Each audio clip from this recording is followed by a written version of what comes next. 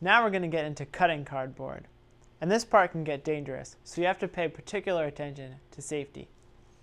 The tools we're going to use include the good old straight edge and the utility knife. You can also use an X-Acto knife to do the same thing, but we're going to go over the utility knife. Now these knives can get a really clean cut, but that's because they're very sharp, so you need to be really careful. So let's go ahead and take a closer look at the knife. So this is an Olfa brand knife, and it has a characteristic yellow handle, and it's also got this little click wheel. So you can use that for is if you loosen that wheel, you can go ahead and extend the blade, and then you can tighten it up. And you'll also notice on the blade there are these kind of snap lines. And what that lets you do is snap off a dull part of the blade, and you'll be left with a sharp tip. So the way that you can do that is you can go ahead and choke the blade up to one of those snap lines, just like that.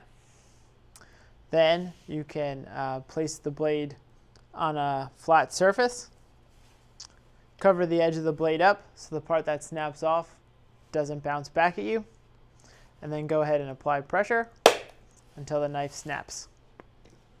Now these little blades continue to be sharp even in the garbage. So it's a good idea to take this little piece and wrap it up in a piece of tape before you throw it out. And that way you don't injure whoever is going to be taking out the garbage. Now if you use blades often, you might want to have a dedicated box for your sharps, and that way you fill up that box and then you can throw it out all at once in a safe manner. This little tool actually causes the most injuries in a typical shop space.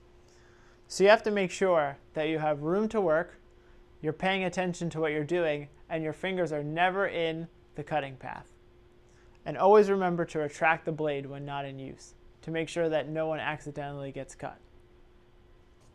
So what you're going to want to do is take your straight edge and line it up against where you're going to want to cut.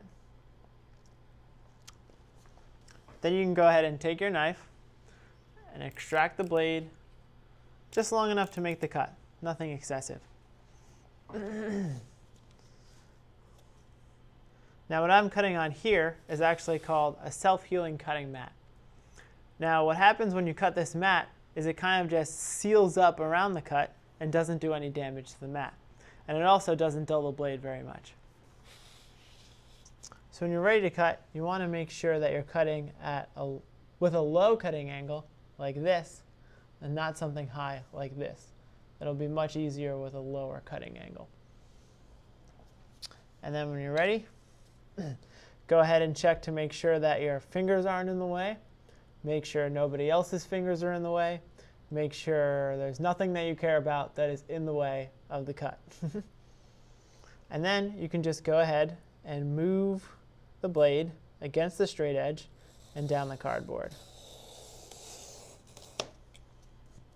Now a sharp blade should be able to cut all the way through, but if you don't, you can just go ahead and use multiple passes without moving the straight edge to go ahead and cut all the way through. Now it's actually safer to cut in multiple passes because you use less force. And if you're using less force, if you make a mistake, there's less of a chance that you're going to cause any damage. Always remember to retract the blade when you're finished making the cut. And that's all there is to cutting cardboard.